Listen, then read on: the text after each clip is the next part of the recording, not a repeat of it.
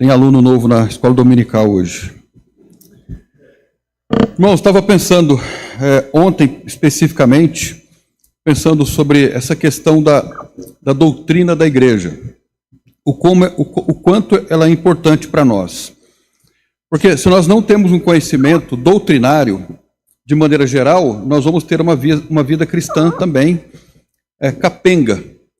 Agora, no sentido mais específico, se nós não temos uma doutrina, se não temos uma compreensão doutrinária a respeito da igreja, nós também vamos ter uma vida cristã capenga.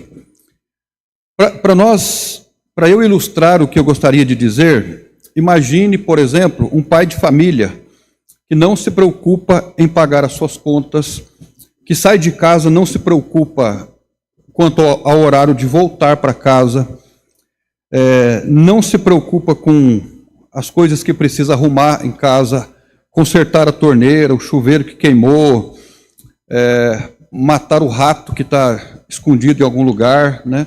Ele não tem preocupação nenhuma. Imagine uma mãe, esposa, que não tem preocupação nenhuma em arrumar a casa, lavar a roupa, passar a roupa. Ela também sai de casa, vai conversar com a sua vizinha, suas amigas, e não se importa quando e o dia que volta para casa. Imagina um filho que sai de casa para encontrar-se com os colegas, e aí encontra-se com os colegas, não dá satisfação para a mãe, onde está, com quem está. Então, imagine assim e faça uma comparação com um membro da igreja que não se preocupa com as suas responsabilidades, né, o seu lugar na igreja. É a mesma coisa, não há diferença nenhuma. Então, o sentimento de pertencimento, ele é deficiente quando a nossa compreensão doutrinária a respeito da igreja é deficiente. Quando nós nos tornamos membro da igreja, ser membro de uma igreja é um privilégio enorme. Nós nos tornamos membros de uma igreja orgânica, não é uma organização, mas nós nos tornamos membros organicamente, de maneira que a nossa vida, a nossa saúde espiritual, a nossa saúde física, inclusive, está relacionada com a igreja, porque nós somos um corpo em Cristo. E hoje, a ideia que se tem da igreja é um conceito, é um sentido totalmente deturpado daquilo que na verdade é a igreja. Então, o nosso propósito com essas lições, com esses assuntos, batermos nessa questão de compreendermos o que é realmente a doutrina da igreja, o que ela significa para nós. Então, nós vamos hoje, eu quero pensar com os irmãos hoje sobre o caráter da igreja segundo Pedro. Mas antes eu gostaria de fazer uma revisão de algumas coisas que nós falamos, que eu considero importante, e acrescento ainda a revisão que nós faremos, algumas coisas que eu acrescentei. Então, eu vou revisar algumas coisas que nós já falamos, mas eu vou revisar fazendo alguns acréscimos. Vamos orar nesse momento, para que Deus nos ajude a robustecer o nosso entendimento do que é a igreja aqui na palavra dele. Senhor nosso Deus e nosso Pai, nós agradecemos ao Senhor pela tua palavra, agradecemos pela eclesiologia, a doutrina da igreja, e oramos para que nós tenhamos diante do Senhor temor e tremor diante da tua palavra. A tua palavra não é um livro comum, é um livro incomum. Não é um livro ordinário, é um livro extraordinário. É um livro especial, é a lei de Deus. Ela contém princípios, diretrizes que devam ser aplicados à nossa vida para conduzir o nosso dia a dia. Eu peço então que nós tenhamos temor, que sejamos despertados para o amor à tua palavra e, sobretudo, por amor a Deus. Nós oramos nesse momento com gratidão no nome do Senhor Jesus Cristo. Amém. Uma das coisas que nós falamos sobre a doutrina da igreja é que ela tem sido uma doutrina esquecida. Foi uma doutrina esquecida e hoje eu acrescentaria que não somente esquecida, mas também relegada. Ela tem sido deixada de lado. Existem outras coisas que estão em discussão e na história também foi assim. Nos primeiros séculos, a doutrina mais discutida foi a doutrina de Cristo. A questão da cristologia. Não se discutiu muito sobre a doutrina da igreja. No período da Reforma, não somente no período da reforma, mas antes da reforma, durante a reforma e depois da reforma, também não debruçaram para estudar a doutrina da igreja. Apenas aceitaram aquilo que algumas pessoas disseram sobre isso. E alguns conceitos sobre a igreja que nós temos hoje, que são conceitos errados e antibíblicos, eles passam a dominar a nossa vida, infelizmente.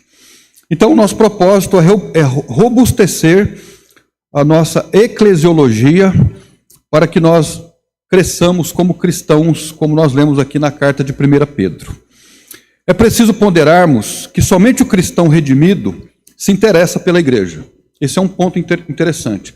Você já ouviu alguém que não é um cristão, que não é habitado pelo Espírito Santo, ter interesse pela igreja? Uma pessoa descrente se interessa pela igreja? Não. Quando eu não era crente, eu me interessava pela igreja porque eu queria que a minha mãe fosse curada da enfermidade dela, porque eu queria uma vida melhor. Então a maioria das pessoas, elas querem a igreja, ou elas olham com olhos grandes para a igreja querendo algum benefício. Quando nós nos convertemos ao Senhor, o Espírito Santo de Deus que nos habita, ele faz com que nós tenhamos interesse pela igreja, porque ele nos move para isso, nós somos movidos para isso. Se você é habitado pelo Espírito Santo de Deus, se você passou pela experiência da regeneração, então o Espírito de Deus testifica com o seu espírito que você é um filho de Deus e coloca em você o interesse pela igreja. Um descrente não tem interesse pela igreja, ele não quer saber sobre a igreja, mas o crente se interessa pela igreja.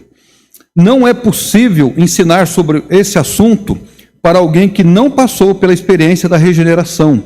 Essa pessoa não tem interesse, o Espírito Santo não age no seu coração até então que ela se converta. Para uma pessoa não regenerada, ouvir esse estudo e não ouvir é a mesma coisa.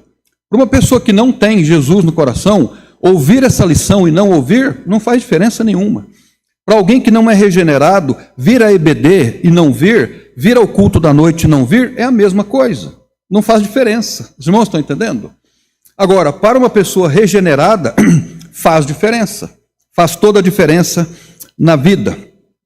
O cristão se interessa pela igreja porque ele é a igreja e a igreja é ele. O cristão se interessa pela igreja porque ele é a igreja e a igreja é ele. Ele se vê ligado a ela e se interessa por ela para que ela cresça saudável no Senhor Jesus Cristo. Mas uma pessoa não regenerada, para ela, não faz nenhuma diferença. O apóstolo Paulo disse que o homem natural não compreende as coisas de Deus. O homem natural é o homem que não tem o Espírito de Deus. Ele não compreende as coisas do Espírito de Deus porque elas só podem ser discernidas espiritualmente. Mas o que é espiritual, de tudo consegue discernir, porque as coisas espirituais só podem ser discernidas espiritualmente. A igreja do Senhor é um assunto espiritual. Então ele só pode ser querido, ele só pode ser desejado, ele só pode ser discernido por pessoas espirituais. Pessoas espirituais são superiores às que não são espirituais? Não se trata de superioridade, mas trata de ser portadora de um novo Espírito, do Espírito Santo e, portanto, de uma nova vida no Senhor Jesus Cristo. Amém? Então, no outro sentido, ou no certo sentido, por que a doutrina da igreja hoje, assim como outras, é uma doutrina relegada? Porque o mundo não se interessa por isso. O mundo está interessado pela política, o mundo está interessado pelo novo presidente, quem será o outro presidente, porque vê nos políticos uma esperança. O cristão não. O cristão vê esperança somente em Cristo. Ele vê justiça somente em Cristo e espera somente em Cristo. E que a despeito de tudo que se vive, ele está sempre confiando no Senhor Jesus Cristo. Agora, eu gostaria de falar um pouco sobre a definição de igreja segundo Paulo. O apóstolo Paulo foi uma das pessoas que usou amplamente a palavra igreja.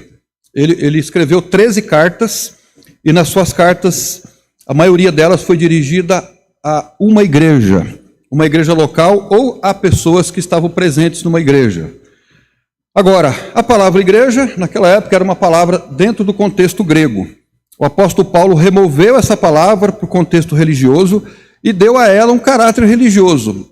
Quando ele colocou, por exemplo, no Novo Testamento, existem expressões tais como Igreja de Cristo ou Igreja de Deus. Ao colocar a palavra igreja e acrescentar esses pronomes, Deus e Cristo, ele dá a palavra igreja, que era uma palavra neutra na cultura grega, ele dá a ela o aspecto religioso.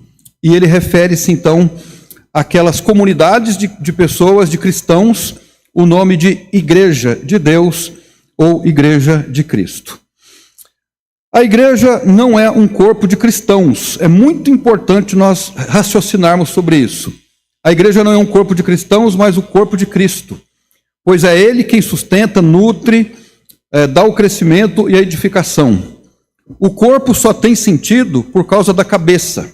Então, o corpo só tem sentido por causa da cabeça. Se tirar a minha cabeça, está decepado. Se tirar a cabeça do Carlos, está acabado, né? Então, a igreja só tem sentido, ela só é essencial, ela só tem vida por causa da cabeça que é Cristo. Nesse sentido, pode-se dizer que a igreja é um organismo vivo. A igreja local, que é o corpo de Cristo, é um organismo vivo, porque Cristo é o cabeça. Devemos também ter o cuidado para não pensarmos que a igreja local seja apenas parte do corpo. Mas a igreja local não é parte do corpo, mas é a expressão do corpo de Cristo naquela localidade. Esse é um outro ponto importante, né? Esta igreja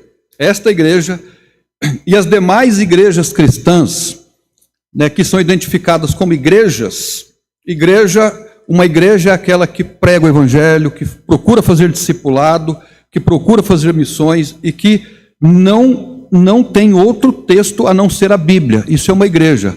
Pode ter o nome que tiver, né? Não existe uma patente para isso, independente do nome.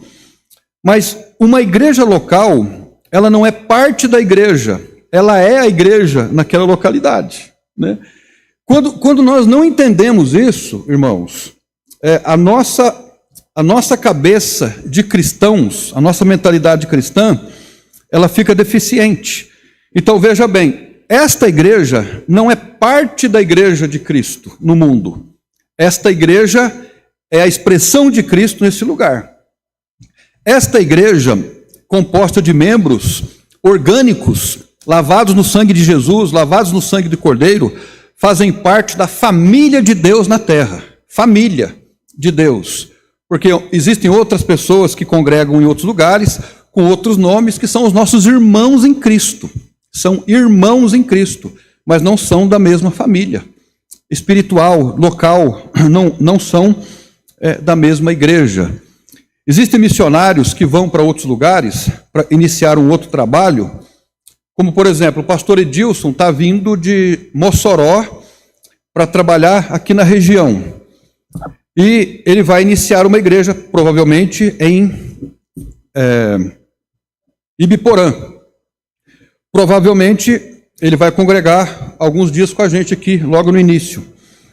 Mas ele não é membro dessa igreja. Ele também não será membro da igreja que ele iniciará em Ibiporã.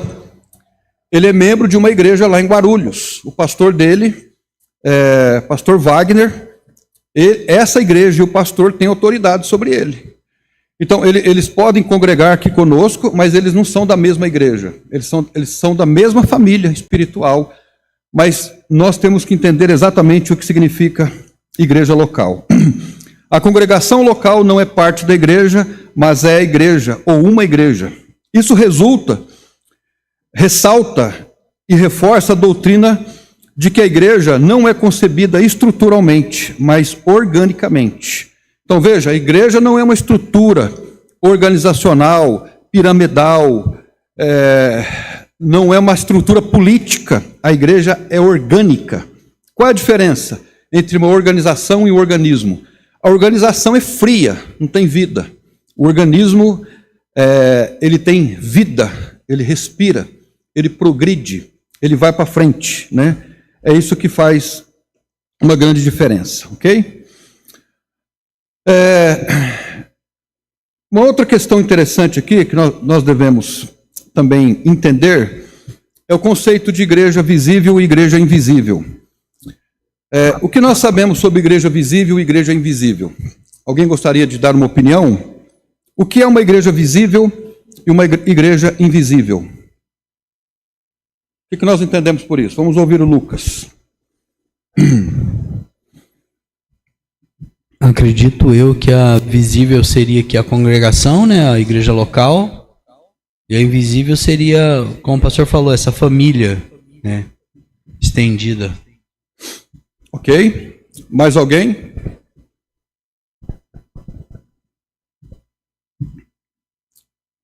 Deixa eu fazer uma colocação. Os irmãos se lembram quando nós estudamos sobre a doutrina da salvação e nós falamos sobre o calvinismo, por exemplo. O calvinismo, ele carrega na sua formação doutrinária alguns termos extra-bíblicos, que não são bíblicos. Por exemplo, depravação total. É uma expressão bíblica, depravação total? Não. Ela é subentendida e interpretada de acordo com aqueles estudiosos, né? Por exemplo, expiação limitada. É um termo bíblico? É um termo bíblico? Não. Qual é a outra? Graça irresistível. É um termo bíblico? Isso está na Bíblia? Não. Então, quando nós colocamos um termo bíblico, aliás, um termo não bíblico ou extra-bíblico para expressar um conceito bíblico, nós vamos ter problema toda vez que fizermos isso. Por exemplo, quando nós falamos de igreja invisível ou igreja visível, isso está na Bíblia. Nós conseguimos extrair da Bíblia, pinçar de alguma página da Bíblia essa expressão, igreja visível. Essa é a igreja visível ou a igreja invisível? O que vocês acham? O que vocês acham? Existe esse termo é bíblico? Não, não é bíblico. Então, quando nós usamos termos não bíblicos para explicar conceitos bíblicos, nós vamos ter problemas. Se você for a fundo na história e procurar descobrir onde é que esses termos foram usados, esses termos foram amplamente usados, principalmente pela Igreja Católica, e de maneira geral, por alguns outros grupos, mas a Igreja Católica se dizia a igreja visível de Deus na terra. Veja bem, a Igreja Católica se dizia ser a igreja visível de Deus na terra. Ela se dizia e diz ser a Israel de Deus na terra. A Igreja Católica afirma que ela hoje substitui Israel. Israel foi decepado da face da terra para nunca mais existir, e a igreja então substitui. E essa igreja é visível. Ela é visível por quê? Porque ela tem hoje um quartel-general lá em Roma, ela tem os seus bispos nas localidades, os padres, etc. e tal. Então, a igreja é visível. Quando aconteceu a reforma, como por exemplo Lutero, ele não conseguia entender esse conceito. Porque ao romper com a estrutura católica, que na visão dele era uma igreja visível, ele entende que em outras denominações, e não somente a Igreja Católica, existiam pessoas que também faziam parte da igreja. Aí deu-se o nome de igreja invisível. Martinho Lutero dizia assim: eu sou da igreja, e os meus colegas que estão na Igreja Católica, na igreja visível, eles dizem que são da igreja de Cristo, da igreja visível. Mas eu rompi da igreja visível, agora eu faço parte da igreja invisível. Porque existem outros movimentos também que são da igreja invisível, ok?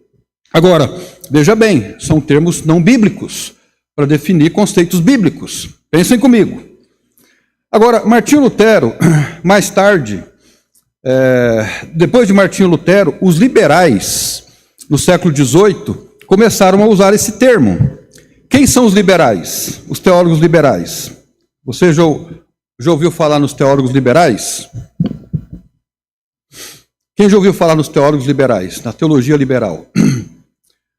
Quem eram? A maioria deles eram os alemães. Né? Nada contra os alemães, né, dona Vilma? Mas foram os liberais que trouxeram, eu não vou citar o nome porque são muitos, né, e alguns nomes eu acho que a minha língua não consegue. Tem alguns que eu leio, mas não sei pronunciar. Eles começaram a dizer assim: essa é a teologia liberal. Não se pode interpretar a Bíblia literalmente. Jesus Cristo não ressuscitou. Essa é a pior questão, né? Jesus Cristo não andou sobre as águas. Jesus Cristo não multiplicou pães. Ele não transformou água em vinho. Jesus Cristo não curou feridas das pessoas. Ele não curou o cego de nascença. Jesus Cristo não ressuscitou a Lázaro. Todas essas questões, devem ser entendidas metaforicamente e não de maneira literal. Então, essa é a teologia liberal. A teologia liberal, né, e também o outro ponto forte dos teólogos liberais é dizer assim: há uma diferença entre Bíblia e Palavra de Deus. Há uma diferença. Isso eles difundiram com bastante força. Bíblia é uma coisa, a Palavra de Deus é outra. A Palavra de Deus é aquilo que ele disse. A Bíblia é o texto onde se encontra a Palavra de Deus. E é por isso que muitos dizem até hoje que a Bíblia não é a palavra, a Bíblia contém a palavra. Então, entre essência e conteúdo, há uma diferença grande. E os teólogos liberais hoje, eles continuam dizendo, a Bíblia não é, mas ela contém. Agora, qual é o problema disso? O problema é que os teólogos liberais, eles foram confrontados mais tarde, foram massacrados por um grupo de pessoas que se deram o nome de fundamentalistas. Por exemplo, nós fazemos parte de um movimento que enchemos a boca e falamos assim: nós somos fundamentalistas. Agora, quando eu digo que eu sou fundamentalista, no sentido histórico, no sentido teológico da palavra, o que eu quero dizer com isso? Quando eu digo que eu sou um fundamentalista, quer dizer, eu não concordo com o liberalismo teológico. Eu não concordo com o fato de que Jesus não ressuscitou, de que ele não andou sobre as águas, de que ele não curou pessoas. Eu não concordo com o fato de que a Bíblia contém a palavra, mas para mim ela é a palavra de Deus. Então, esses teólogos liberais, ou essa teologia liberal, como que ela cresceu? Vamos imaginar, por exemplo, que o Sérgio queira estudar teologia. Aí o Sérgio estuda teologia, aqui no nosso seminário, de repente ele recebe uma bolsa de estudos para fazer um mestrado e um doutorado na Suíça, ou na Suécia, ou na Alemanha.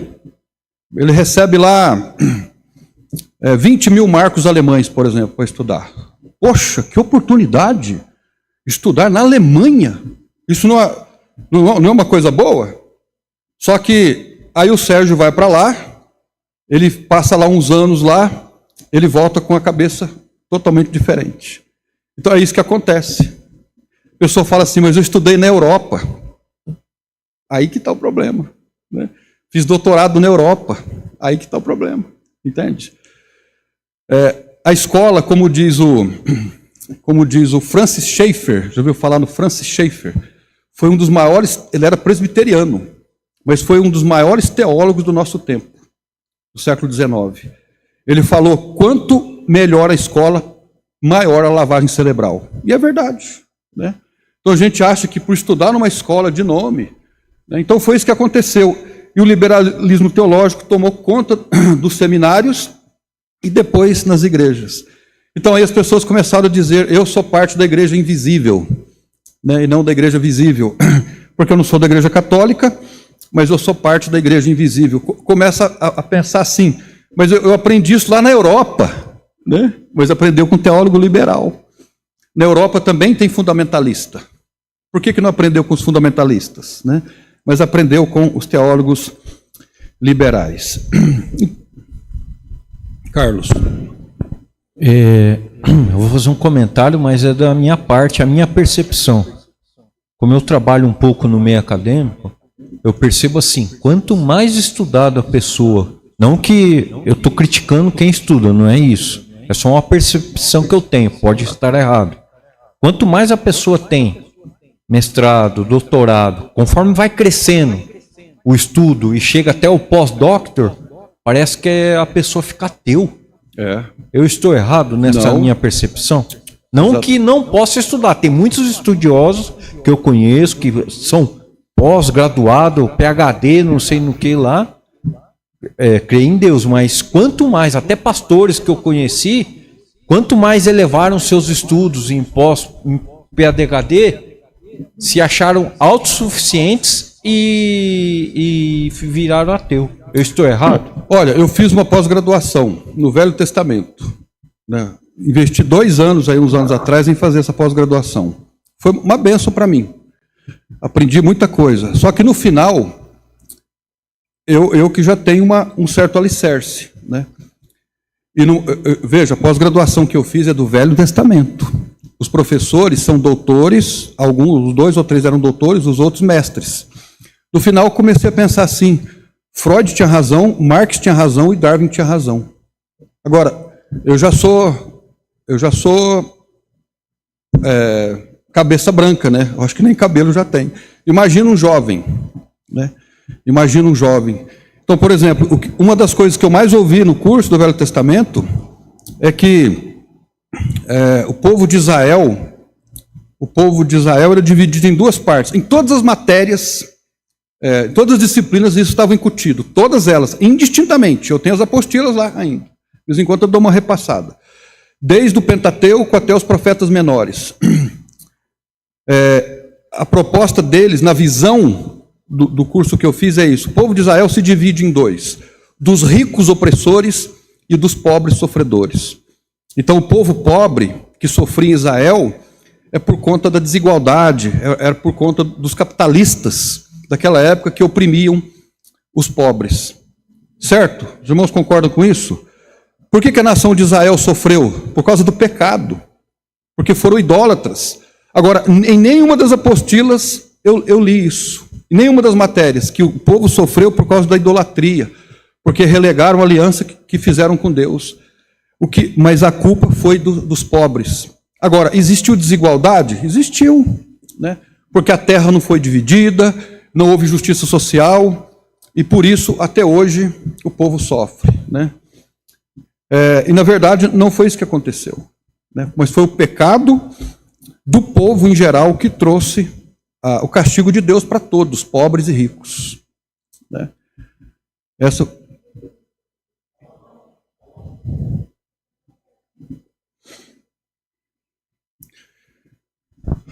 Como você se livrou do pensamento de que Freud, Marx não tem razão?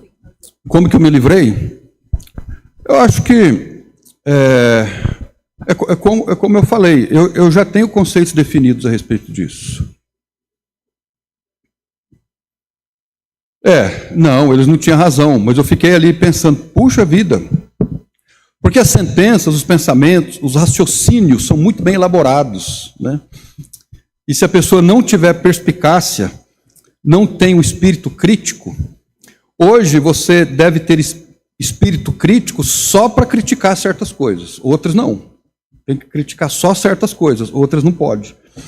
Então, é um problema. Né? Então, é verdade. Né? Inclusive, eu já ouvi de pastores que foram estudar teologia, negaram a fé, caíram no ateísmo. Então, a teologia, dependendo de onde você estuda, é melhor fazer outro curso. Né?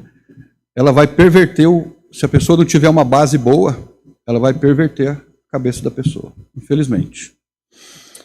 Onde eu trabalho, eu já vi pessoas que fizeram teologia e renegaram. Exatamente, é a teologia liberal. Essa é a teologia liberal. Que é a lidada com os princípios do mundo, né? A teologia liberal, ela não vê a Bíblia como autoridade, como autoritativa.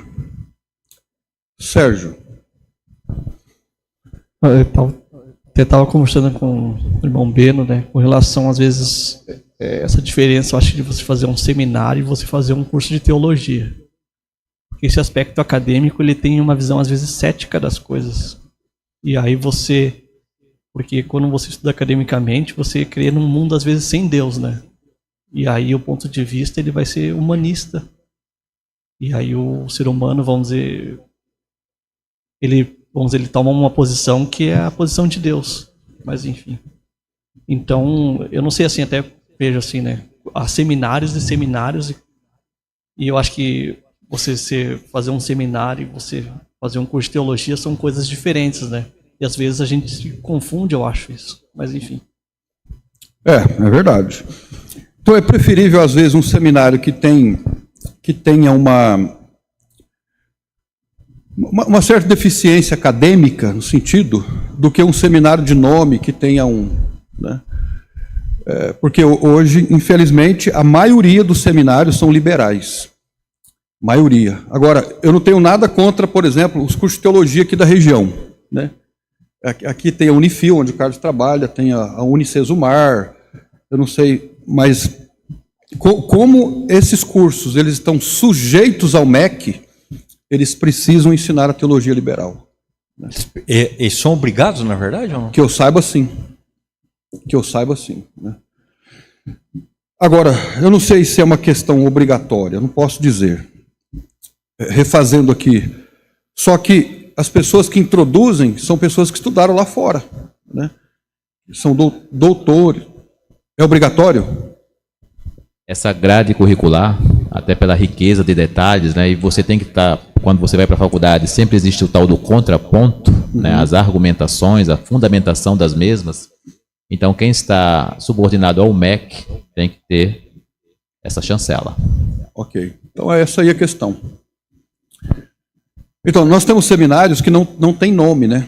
São seminários modestos e tudo, mas que formam obreiros. Na verdade, o que forma o obreiro é a igreja local.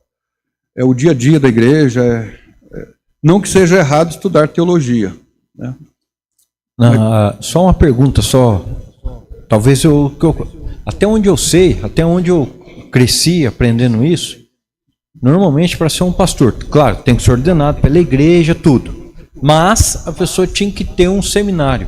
Isso hoje nas igrejas é praticado ainda ou não? Ou a maioria já é ordenado pela igreja? Que eu saiba, existem igrejas hoje que exigem que ele tenha uma formação, uma graduação, uma pós-graduação e etc. Né? Pós-graduação, especialização e tal. As igrejas estão exigindo, né? Então, quando um pastor vai se candidatar para ser pastor de uma igreja, isso é levado em conta. Onde ele estudou, quantas pós-graduações ele fez, especialização e tudo, né? Eu não sei se infelizmente ou felizmente é assim, né?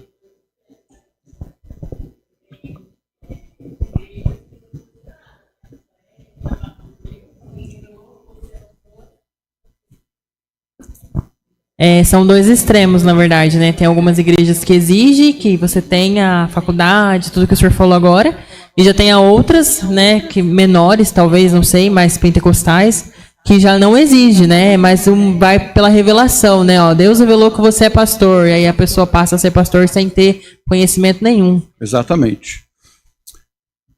Tem igreja, que eu não vou falar o nome, mas você precisa de 3 meses de estudo para fazer um curso de marketing. Só isso. Aí já pode assumir uma igreja. Ok, irmãos. Uma pena, né? Vamos seguir então aqui adiante, procurando definir essa questão da igreja. Então, só fazendo um comentário aqui. Por que existe essa questão de igreja visível e igreja invisível? Por causa da interpretação alegórica da Bíblia, né? Quando você lê a palavra igreja na Bíblia, você deve interpretar ela literalmente. Literalmente. Se está falando que é uma igreja, então você não acrescenta outro sentido. É aquele. Igreja de Éfeso, por exemplo. Paulo, a igreja de Éfeso. Eu estou lendo aqui a palavra igreja no sentido literal. Paulo está escrevendo literalmente a uma igreja. Mas quando eu insiro uma conotação metafórica, espiritual, aí eu crio uma outra igreja, entende? Uma igreja invisível. Então, é aí que está a questão de igreja visível e igreja invisível. Agora, para reforçar biblicamente o que nós estamos falando, uma leitura simples do Novo Testamento vai nos deixar perceber que a igreja do Novo Testamento fez discípulos, ou seja, a igreja se reunia, membros das igrejas se reuniam com discípulos, faziam discípulos. Uma simples leitura do Novo Testamento vai nos deixar saber que a igreja batizou pessoas, a igreja tinha um batistério, ou tinha um rio, um riacho, onde levou aquelas pessoas. Essas pessoas foram batizadas literalmente na água. A igreja ensinou os novos crentes como viver a vida cristã. As igrejas receberam membros, de acordo com Romanos 14:1. A igreja reunida elegeu oficiais. A igreja enviou missionários para o campo. Ela observou e praticou a ceia. Ela teve reuniões regulares. Ela resolveu disputas entre irmãos. Ela excluiu o desordeiro. Ela restaurou o arrependido. Ela condenou a doutrina falsa. Então, tudo com referência bíblica. Então, é isso que uma igreja local faz. Ela batiza, ela pratica a ceia. É isso que uma igreja faz, né? Ela se reúne em torno da palavra de Deus. Nenhuma dessas coisas podia ter sido feita numa igreja invisível, já que o termo igreja invisível acrescenta-se a ele também o termo universal. Não é encontrado no Novo Testamento. Quando você abre a sua Bíblia e está lendo ali o livro de Atos, que trata da igreja, as cartas de Paulo, que trata da igreja, as cartas de Pedro, a carta de Judas, a carta de Apocalipse, você não lê ali igreja universal. Você não lê ali igreja invisível. Foram acréscimos feitos à Bíblia. Os irmãos estão entendendo? Toda vez que você acrescenta um termo teológico ou filosófico para tentar explicar o que a Bíblia diz com simplicidade, você complica as coisas, né? Não se pode dar, ou é preciso tomar cuidado ao acrescentar termos extras bíblicos a significados bíblicos, porque pode perverter aí o caminho, né?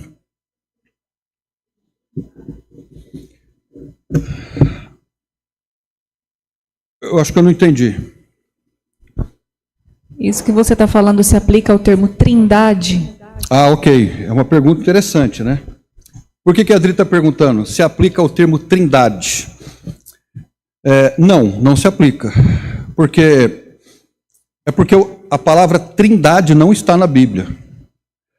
Agora, apesar de que a palavra não esteja, mas o conceito e a ideia de um Deus trino está. É muito claro. Porque existem momentos que Jesus fala assim, eu e o Pai somos um. Eu e o Pai somos um. Em outros momentos você lê a expressão Espírito de Deus. Em outros momentos Espírito Santo. Em outros momentos Espírito de Cristo. Entende? Então há uma ligação extraordinária, irrefutável dessas três pessoas. Tanto no Novo Testamento como no Velho Testamento. Então, há de se tomar muito cuidado, né, com termos não bíblicos.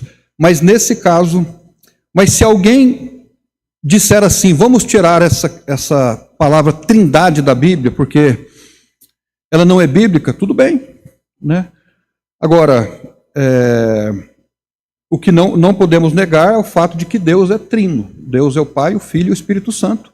Mesmo porque no batismo de Jesus estava lá presente a trindade, né? O Filho sendo batizado, o Pai dizendo que sentia prazer nele, e a pomba representando ali o Espírito Santo. Na grande comissão de Jesus, a trindade foi citada, em nome do Pai, do Filho e do Espírito Santo, né? Ok, irmãos? Estão com sono? Tem alguém com sono aqui?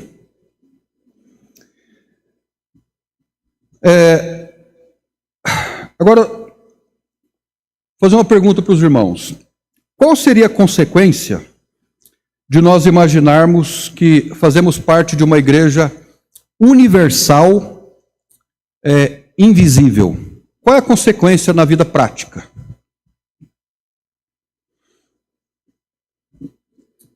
Qual é a consequência prática de eu pensar assim, peraí, eu sou membro da IBM, da Igreja Batista, só que é uma igrejinha, com povinho. Mas na verdade mesmo eu sou membro da igreja que é o corpo de Cristo. Nós somos membros da igreja que é o corpo de Cristo no mundo invisível, mas em que sentido? Qual é a consequência prática? Estou fazendo os irmãos pensarem. É que as pessoas, quando se falam membros da igreja invisível, muitas vezes deixa de congregar nas igrejas locais. Tem Exatamente. alguma coisa a ver? Exatamente. Então, essa é a primeira consequência. Ela propicia a apostasia. Apostasia. Porque, veja bem, eu venho aqui, me torno membro dessa igreja, o meu nome é arrolado aqui, eu sou membro dessa igreja. Mas aí, no domingo que vem, eu acordo e falo assim, hoje eu não vou nessa igreja, hoje eu não vou na igreja do irmão Ademir, não. Ó, já está falando, vou na igreja do Ademir. Então a igreja não é dele, a igreja é do Ademir. Hoje eu vou na igreja lá do fulano de tal. Aí vai para lá, para aquela igreja. Aí domingo à noite ele pensa assim, hoje eu quero ir lá para aquela outra igreja. Lá tem um som mais maneiro, né? Tem uma galera mais agitada e tal, eu vou para lá. Aí no outro vem na igreja onde ele é membro. Aí vai, que nome se dá isso? Eu dou o nome, prostituição eclesiástica. É uma prostituição espiritual, eclesiástica. A pessoa não tem uma noção do que é a igreja. Entende o que eu estou dizendo? Ela vagueia por onde ela bem entende, ela não tem identidade. Com o tempo, essa pessoa ficará em qual igreja? Nenhuma. É apostasia, é uma questão de tempo, né? Por exemplo, hoje as pessoas que não querem igreja não querem congregar. Qual é o final delas? Os filhos dessas pessoas, para onde eles irão um dia? Qual o fim desses filhos, desses netos? Vocês acham que eles vão se tornar bons crentes? Vão se perder, porque não viram, como é que fala? Não é maturidade, não viram a fidelidade, isso, palavra, fidelidade naquilo que o pai e a mãe prega, porque o pai e a mãe pregam uma coisa, só que daí não vê a fidelidade nos cultos. Exatamente. Ou com a igreja, né? Já viu a pesquisa que foi feita nos Estados Unidos? Famílias que frequentam a igreja 3 vezes por mês, chance dos filhos crescerem e ficarem na igreja é quase 100%. Por semana. É verdade. Foi feito um estudo nos Estados Unidos, uma pesquisa. Pais que frequentam a igreja 3 vezes por semana. É quase que 100%, 90 e tantos por cento de possibilidade dos filhos continuarem no caminho de Deus. Pais que vão 2 vezes, aí diminui. Pais que vão 1 vez por mês, por semana na igreja, acho que é 20% dos filhos continuarem. Pais que vão de vez em quando, é quase 0. Então, não deixou uma herança, não deixou um caminho a ser trilhado. Mas hoje, eu estou falando bastante, desculpa. Pode falar. Mas hoje, pelo fato de ter várias, eu não sei se é essa a palavra correta, mas várias denominações, vários discernimentos, várias doutrinas. Esquece a doutrina bíblica, tá? Mas várias doutrinas, vários caminhos. Isso não confunde o pessoal? Ou não tem nada a ver? Ou sempre existiu essa miscelânea de coisas? Não sei se eu estou sendo claro. Sempre existiu. Só que Deus deu para a gente uma cabeça para pensar e refletir. Nós somos responsáveis pelas nossas escolhas. A questão é que as pessoas vão para a igreja e deixam o cérebro lá fora. Eu estava conversando essa semana com o irmão que é lá da igreja do Wilton. Ele é judeu, né, escritor, inclusive ele deixou os livros dele aí. Ele estava assim me contando algumas coisas, indignado. Ele falou, pastor, o povo vai para a igreja e deixa o cérebro em casa, né? Eu não sei o que as pessoas estão pensando. Ele está indignadíssimo com a postura das igrejas. Entende? E é verdade, as pessoas não refletem, elas vão pelo que elas sentem. O sentimento, as paixões determinam. E nós temos que botar a cabeça para... Existe sim uma confusão, uma miscelânea de ideias. Só que nós temos que achar ali a doutrina. A doutrina de Deus, a doutrina de Cristo, a doutrina da igreja, não são assuntos intransponíveis, inacessíveis. É possível nós sabermos da doutrina. Eu já conheci pessoas que não tiveram oportunidade de irem para a escola formal, né? Mas de tanto ouvirem a doutrina, de tanto lerem a Bíblia, formaram uma cabeça doutrinária definida. Então a pessoa nem precisa ter instrução formal, mas é preciso primeiro ter amor à doutrina, né? É por isso que eu falei, uma pessoa não regenerada ouvir ou não ouvir uma lição dessa, saber ou não saber sobre a doutrina da igreja e outras doutrinas, não faz diferença nenhuma. Mas por que para a pessoa não faz diferença? Porque ela não é regenerada. Porque eu tenho as minhas dúvidas, e se eu fizer uma colocação errada, os irmãos podem me repreender, mas eu tenho dúvida de que uma pessoa que não gosta de orar, que não gosta de estudar a Bíblia, não gosta de ler a Bíblia, e não pratica isso, que ela seja crente. Isso é impossível. Uma pessoa que diz que se converteu, mas continua nos mesmos pecados, nas mesmas práticas, por anos, essa pessoa não se converteu. Entende? Essa é uma questão. A pessoa quer os benefícios de seguir uma religião, mas não querem pagar o preço para isso. Essa é a questão. Entende? Agora, irmãos, eu não estou falando de perfeição. Né? Tem dia que eu não gosto de ler a Bíblia. Me dá sono. Né? Mas é uma questão de disciplina. Você lê. Em casa, a Duda gosta de comer. Quem gosta de comer bastante comida? A Duda, eu e a Duda, a gente se segura. Mas a Isa e a Nathalie é uma luta. Né? Tem que fazer aviãozinho ainda para a Isa. É uma luta. Agora, elas gostam de comer certas coisas. Criança gosta de comer o que não presta. Mas elas comem o que precisa. E aí, eu penso assim, às vezes a gente come por prazer.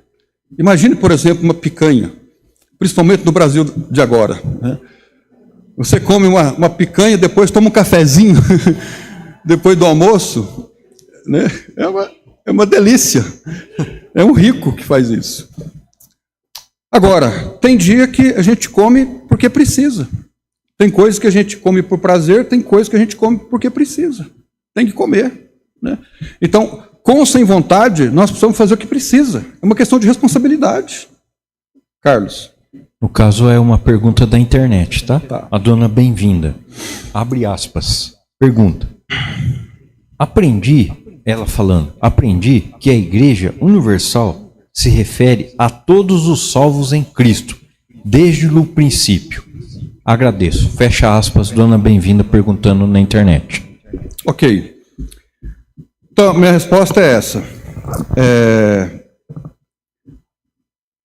Eu entendo que o termo universal é um termo que foi acrescentado para dizer sobre a família de Deus. Nós já lemos 2 versículos lá no livro de Efésios, que fala que nós somos família de Deus. A família de Deus porque todos nós temos o mesmo Pai e todos nós somos irmãos.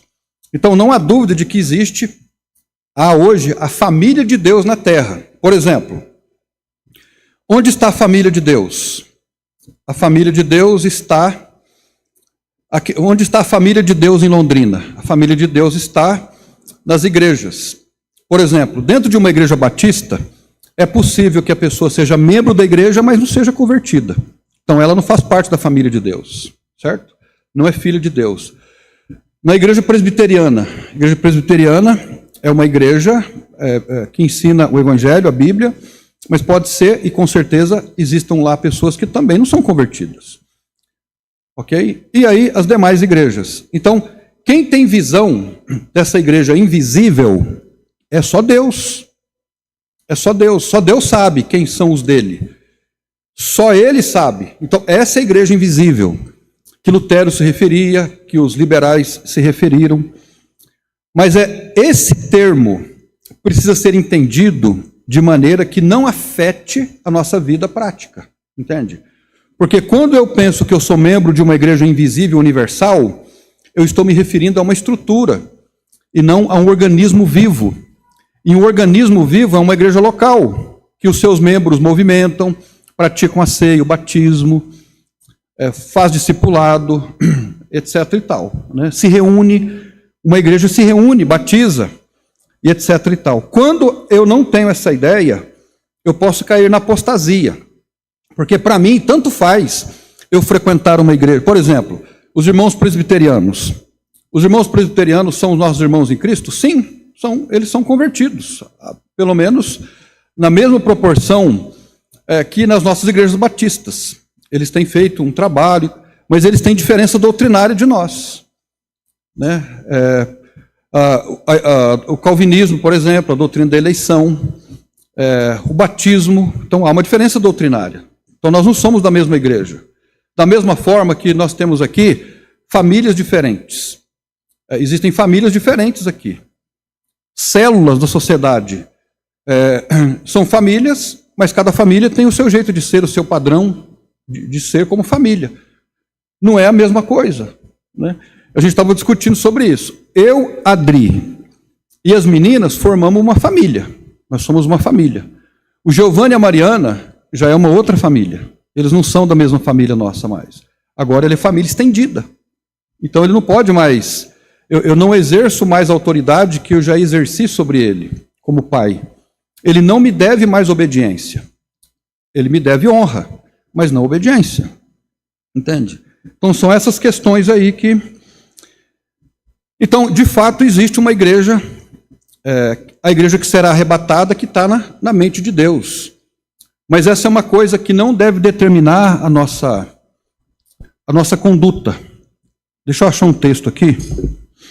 Posso fazer uma pergunta? Claro, Jaque, por favor. Quando Jesus usou a primeira vez a palavra igreja, foi ele, né, quem usou a primeira foi ele vez. que usou. E ele falou que ele estava edificando a minha igreja, ele falou. Então, acho que essa noção de a minha igreja, ele não falou de várias igrejas locais, mas nós cremos e ele escreve, e depois as cartas que as igrejas receberam foram destinadas às igrejas locais. Mas talvez essa ideia da gente confundir, porque ele falou a minha igreja. Qual que é a igreja dele? São as pessoas que creram nele e o receberam como Salvador e que serão que são salvas, né? Então ele falou a minha igreja, a igreja dele, que são todos aqueles que estão cada um na sua comunidade, né? Então talvez essa ideia, as pessoas sabem que cada um estão em comunidades diferentes, mas são a igreja de Cristo. Não sei se eu soube explicar direito. É uma boa questão.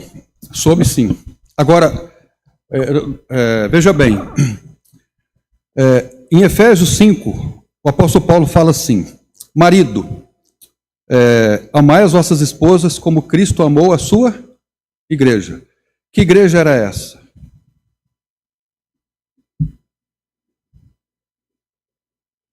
Aí ele fala assim, que as mulheres devem se sujeitar ao marido, como a igreja está sujeita a Cristo. Que igreja é essa que ele está se referindo ali?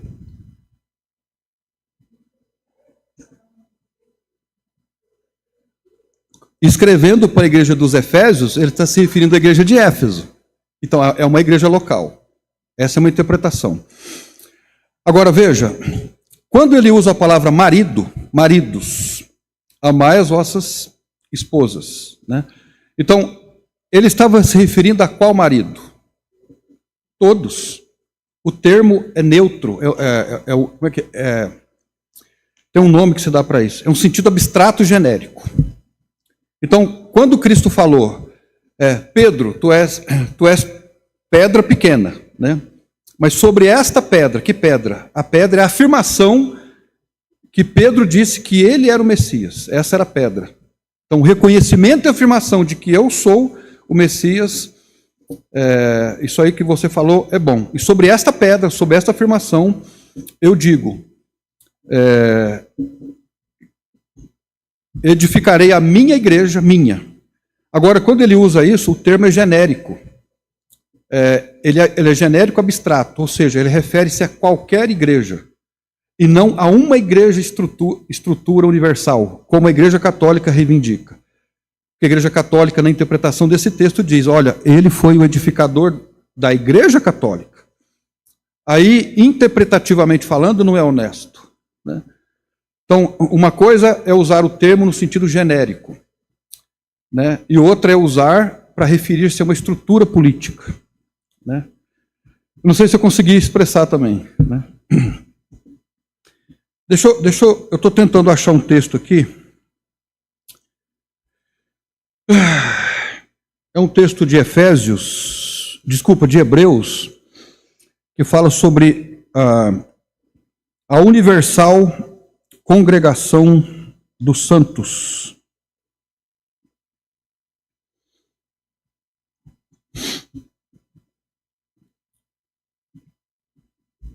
Só um minutinho, irmãos, por favor. Tenham paciência comigo. Efésios 12, desculpa, Hebreus 12, 23.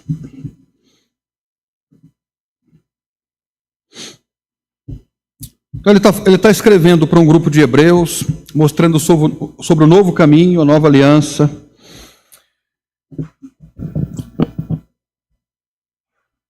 E no verso 23 do capítulo 12 ele diz assim: a universal assembleia, que reunião e igreja dos primogênitos que estão escritos nos céus. E a Deus, o juiz de todos, e aos espíritos dos justos aperfeiçoados. Então ele está se referindo a essa universal igreja de primogênitos, de convertidos, que está escrito lá no céu e não na terra. Entende? Tudo bem? A universal assembleia e igreja dos primogênitos que estão escritos nos céus. Ou seja, o nome de todo convertido está escrito lá no céu, no livro da vida. Mas não é uma agência que opera na terra. Entende? Ela é universal porque os cristãos convertidos estão pelo mundo todo, espalhados pelo mundo todo. Né? Então, essa igreja invisível, universal, que é uma questão espiritual, só está na mente de Deus, ela está nas denominações. Porque nas denominações, não são todos que são convertidos.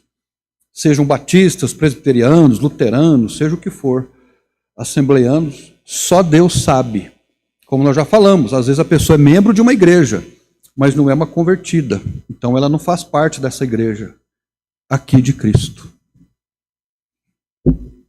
Então, nós precisamos nos analisar. Eu sou um filho de Deus, eu sou um regenerado, né? Essa deve ser a nossa reflexão. Porque ser membro de uma igreja é uma coisa, ser filho de Deus é outra coisa diferente. Pastor, e essa ideia de universal, ela pode trazer o que já está sendo, o que já está acontecendo, na verdade, a ideia de que nós devemos aceitar todas as religiões como uma só? Então, essa era outra consequência, bem lembrado. A ideia da igreja universal, ela traz a apostasia, a pessoa vai se apostatar da fé em algum momento. E outra coisa, ela planta a ideia do ecumenismo. Então, os movimentos liberais são ecumenistas, nós não somos ecumenistas.